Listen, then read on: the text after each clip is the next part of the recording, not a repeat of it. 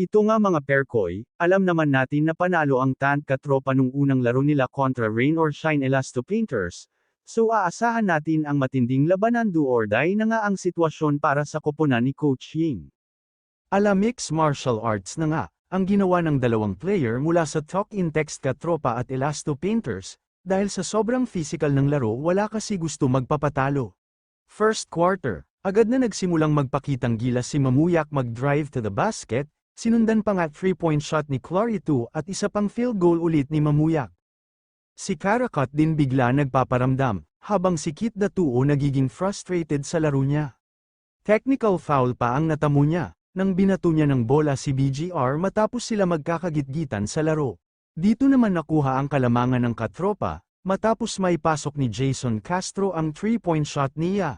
Napasama din ang kalagayan ni BGR nang magkakakolide ang dalawang tuhod nila Karakot, buti naman na ipasok niya ang free throw ng laro, pagkatapos nun binubuhat na siya sa kanyang teammates. Kim Oren ng Talk in Text, biglang uminit sa shootout kaya nasa kanila na agad ang bentahin ng laro, kaya nagtapos ang first half sa score 31-25. Second quarter, nagpapalitan ng puntos sina Mocon at Cobonten, pareho sila ang nagpapasiklab sa laro nila.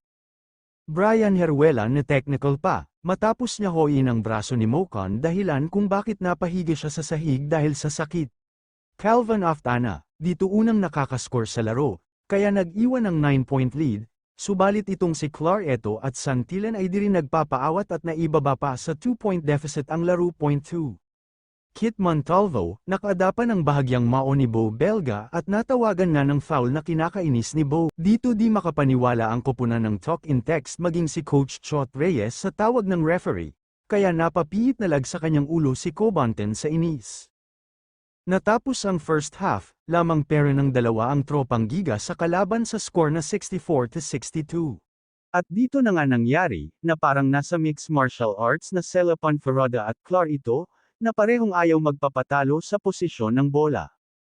Napakahigpit ng pisikalan ni na Clarito at Panferrada, dahil nagawa pa niyang mas iko ito dahilan naman para ma-eject siya sa game, at favor nga ito sa team ni Coach Ying.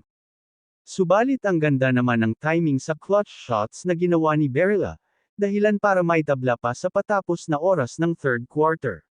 Fourth quarter, di pa rin nagkakalayo ang score ng bawat team, pero bigla na lang bumulosok pataas ang koponan ng Rain or Shine ng kumanada si Clarito at Mocon. Subalit itong si Pogoy, kumanada din kaya damaykit pa sila ulit sa koponan ng Rain or Shine, na e-block patuloy niya si Nocon dahilan para maitabla nila ang laro ng may shot ni Cobonten ang bola sa transition. Dito nga nagkapalitan ng lamang ang dalawang team, sa pangunguna ni Pogoy, na i-footback pa ni Kelly ang means napatawa pa siya sa nagawa. Under 2 minutes nga, ay biglang nag-init ulit si Karakot at Clarito sa 3-point shot, kaya naman di na nakahabol pa ang tropang Giga at natalo na ito. Well, sa nangyari parehas na sila may tig-iisa na panalo kaya naman mas magandang labanan ito sa third game. Mga perkoy, kung bago ka pa lang sa aking munting channel pwede kayo mag-subscribe at e-click ang notification bell para updated kayo sa bago kong video. Salamat po.